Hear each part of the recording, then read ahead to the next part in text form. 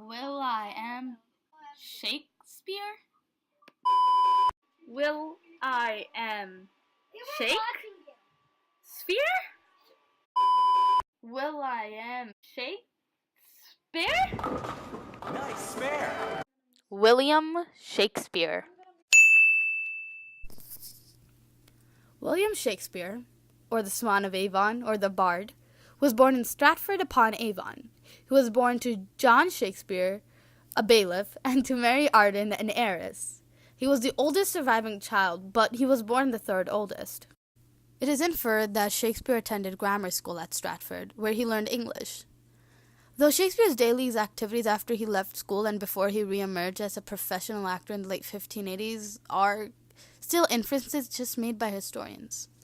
Though many of Shakespeare's earliest endeavors are still just inferences, one thing we know for sure is that he was married to a woman named Anne Hathaway.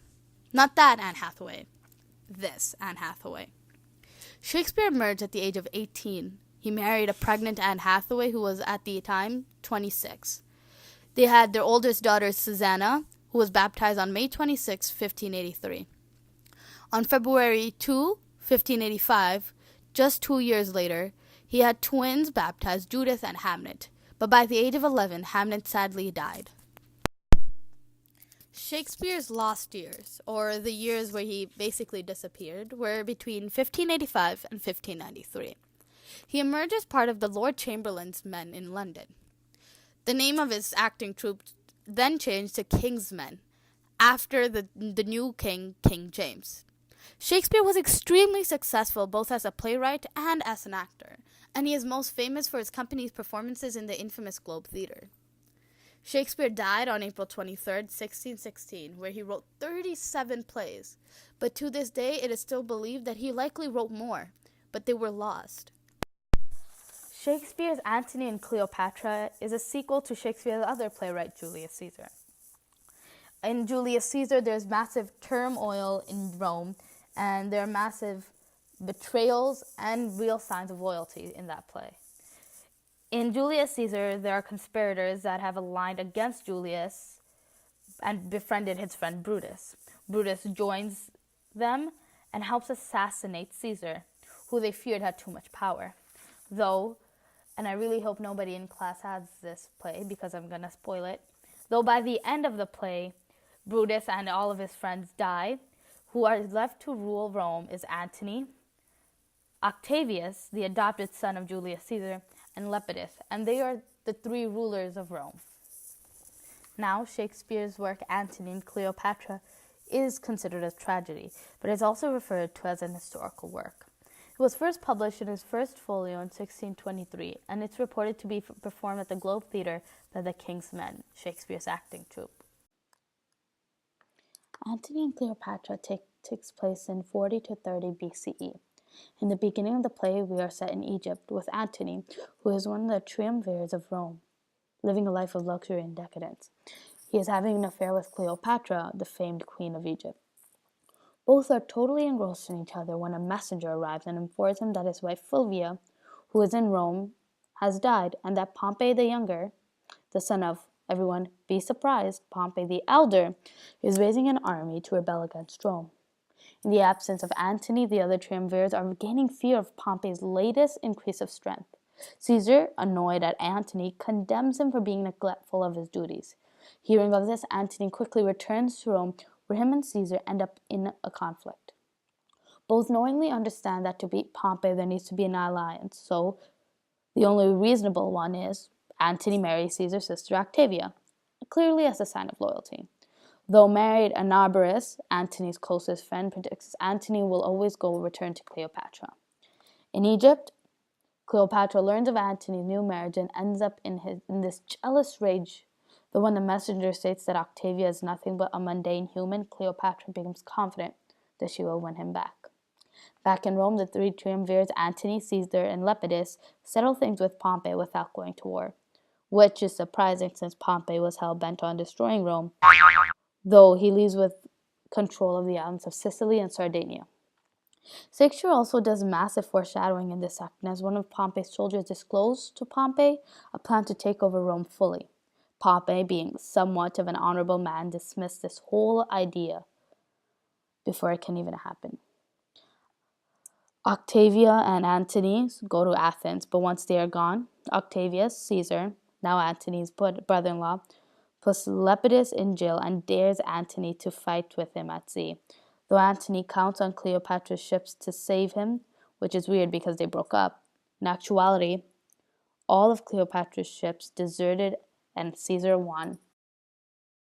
I will now be showing you a performance of Act 5, Scene 2. Give me my robe, put on my crown, I have immortal longings, no more the juice of Egypt's grape shall moist this lip. Hear, hear, good Iris, quick! Methinks I hear Antony call, I can see him rouse himself to praise my noble act. I hear him mock the luck of Caesar when he gods give men to excuse their after-wrath. Husband, I come now to that name, my courage prove my title, I am fire, and my other elements I give to baser life, so have you done? Come then and take my last warmth off my lip. Farewell, kind chairman, Iris, long farewell. Have I expected my lips dost fall, if thou and nature can so gently part? The stroke of death is as a lover's pinch which hurts, and is desire. Dost thou lie still, if thus thou vanished? Dost thou tell'st the world it is not worth leave taking?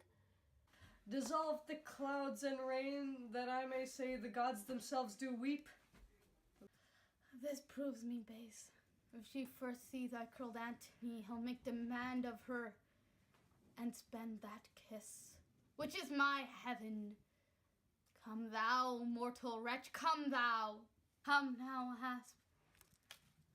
With thy sharp teeth, this knot intrinsic in a wood. In this vile world, so fare thee well, now boast thee death. In thy possession lies, alas unparalleled, downy windows close, and golden Phoebus never be beheld. Of eyes again so royal, your crown's awry, I'll mend it and then play. It is good to remember that after all this, the scenes became very bloody. Cleopatra was dead, Antony was dead, Cleopatra's maidens, and some of Antony's soldiers were dead. After this, Caesar did walk in, and he finds all of them dead, and orders a state funeral, which is really confusing because after all this, he shows there is still some loyalty in all his betrayal. He makes sure to bury both Antony and Cleopatra together, though all it has been constant fighting between the two. The scene is very important because it ties the end of Shakespeare's theme of love and betrayal. Shakespeare's theme of love and betrayal has been continuously going on throughout the play. We see it right in the beginning when Antony is betraying Fulvia while loving Cleopatra. We see it with how Antony believes that Cleopatra has betrayed him, but once hearing of her fake death, he kills himself in this huge, that is supposed to embody love. We see it with Cleopatra and the same thing, and finally we see it with Caesar and with Antony and Cleopatra and how that whole relationship works. Shakespeare's underlying theme here is to explain the relationship between love and betrayal and how usually they coincide, because to love somebody so much, there has to be feelings there before. Most importantly, the critiques of the play in general. Sachi Zamir, who wrote an article called Mature Love, a reading of Antony and Cleopatra, highlights the importance of mature love in the play. He talks about how it's the actions and reactions of both Antony and Cleopatra that make the play what it is. The reactions of what happens are the important parts. The way Antony reacts to Cleopatra dying and the way Cleopatra reacts to Antony dying helps this message. You have to see it in a way of youthful love, kind of like Romeo and Juliet. Though the play itself isn't filled with much grit, it's the embodiment of what it is that matters.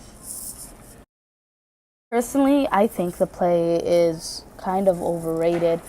I think it's a better version of Romeo and Juliet. In ninth grade, sitting down, I don't think it was much of a cool thing to listen to Romeo and Juliet and understand what it is. Cleopatra is like a more complex version of Romeo and Juliet.